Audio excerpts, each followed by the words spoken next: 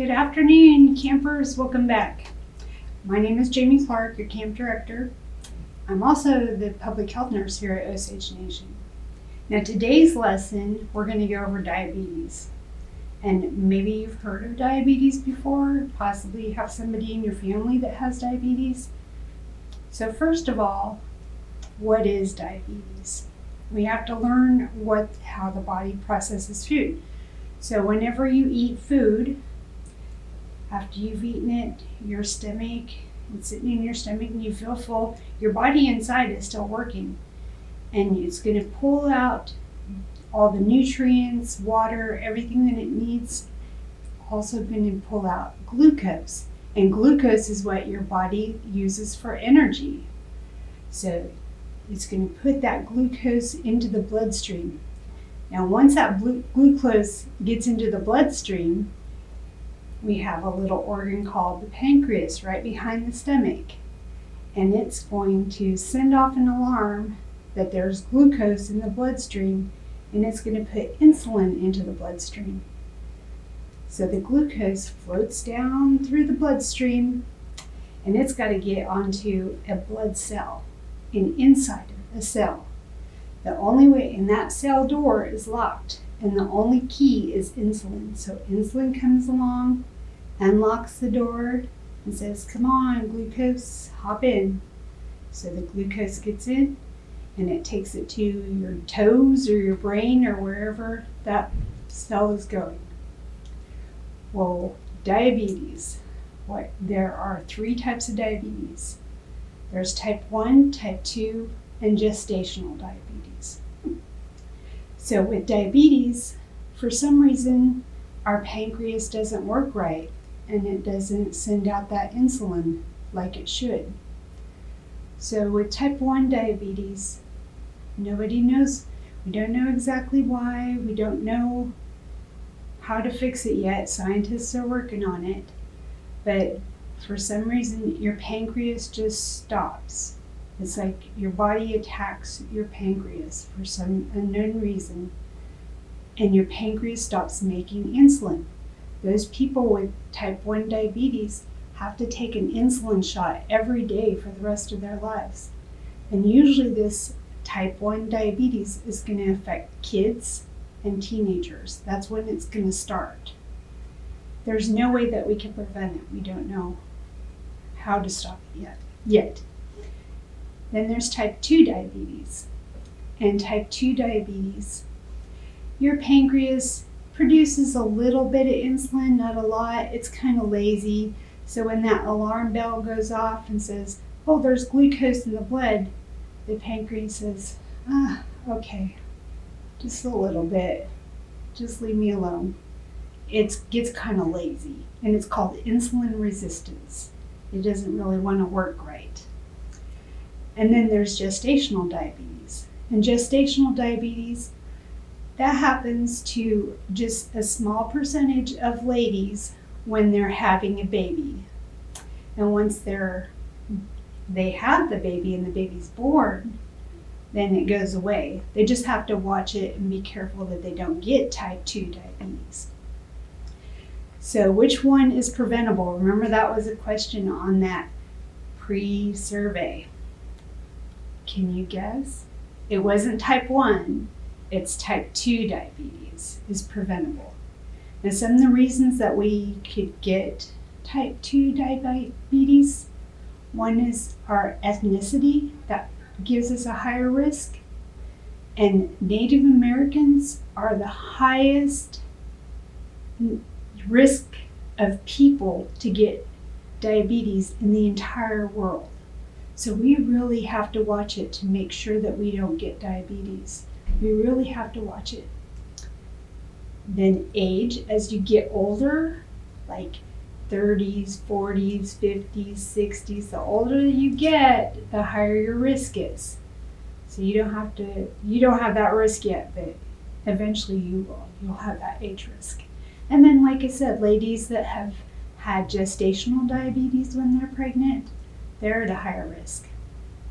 Also, people that are carrying around a little bit too much weight, that's a risk.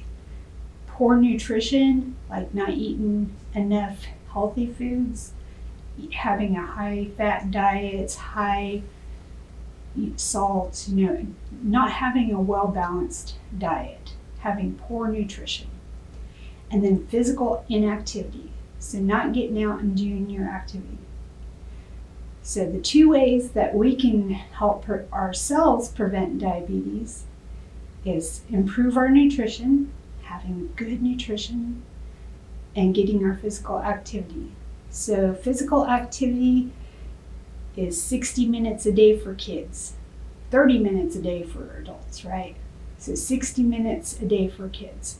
And it doesn't have to be exercise, and you don't have to do it all at one time. You could go out there for 15 minutes here, later you can go out for 20, for 15 here. You see what I mean? You don't have to do it all 60 minutes all at one time.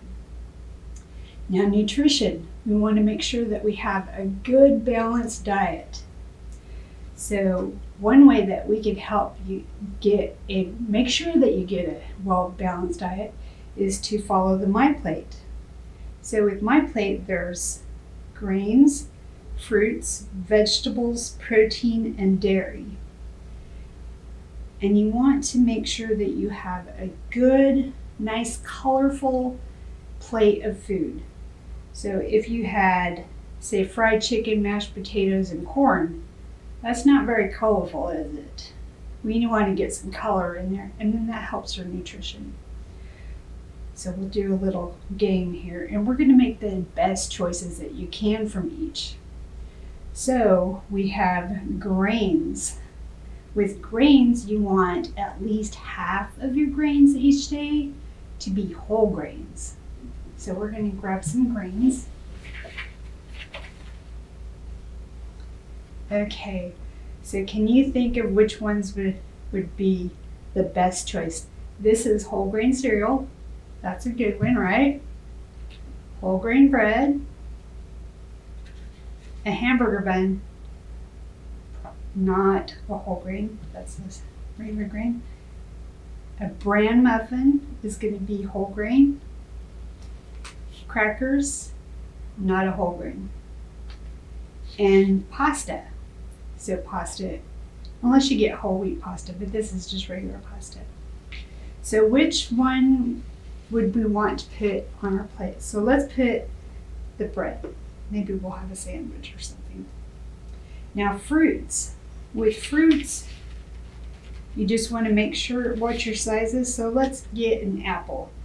And one serving of an apple is about the size of a baseball, not a softball. That would probably be 2 servings, but a baseball size. So let's put that fruit there. Now dairies, when we go to choose dairies products, you want to try to get the lower fat foods. Unless you're a toddler, under 2 years old, we want all the fat that they could get. We don't want to give them low fat or non-fat. So here we have fat-free yogurt. We have non-fat milk. Oh look, it's fake. And we have cottage cheese. So I'm going to go with the milk, and non-fat milk, sorry. All right, now for proteins, we have bologna. That's pretty processed. It's protein, but it's got a lot of salt and stuff in it. Beans are a protein. Eggs are a protein. Peanuts, or they're also called legumes, those are a protein. This is grilled fish, hamburger, and bacon. So let's choose a healthy, low fat, the lowest fat of the proteins that we could. So I would probably choose the fish, so grilled fish. That's going to be lower in fat than, say, the hamburger or the bacon. And probably give me some really good tasty protein too. Okay. So the next one is vegetables. Now as far as vegetables go, There are a lot of vegetables out there. There are some vegetables that are starchy vegetables, especially if somebody is already diabetic. They need to put those starchy vegetables in the bread because there's so much starch in them. So let's see here. So a starchy vegetable. Let's get a regular one. Potato. A baked potato is going to be a starchy vegetable. So we're going to put that over here. Carrots. We love carrots, right? They're really good for your eyesight, but for somebody that's a diabetic, that has diabetes, it's a starchy vegetable. So for them, that would go over into the greens. Corn, that's a starchy vegetable. So that also would go over into the greens for a diabetic. Asparagus. Asparagus, that's a regular vegetable, so let's put the asparagus. And then we have beets and we have tomato juice for options. So there's a well-balanced, and it's pretty colorful, even though I'd like to have something a little bit more colorful. Maybe we'll put a little bit of carrots up there too.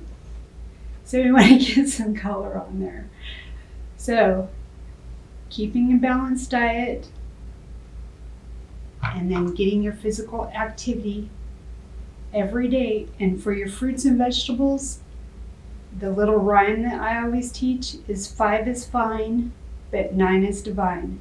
So every day you want to get 5 servings of fruits and vegetables each and every day.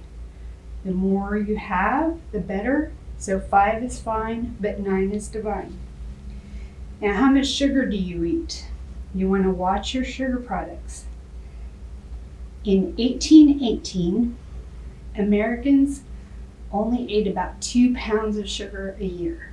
Just 2. That's not too bad. And I think sugar was pretty rare back then, and it was probably pretty expensive. In 2018, the average American diet, each person in the United States eats 152 pounds of sugar in a year. Isn't that amazing? So where does all that sugar come from?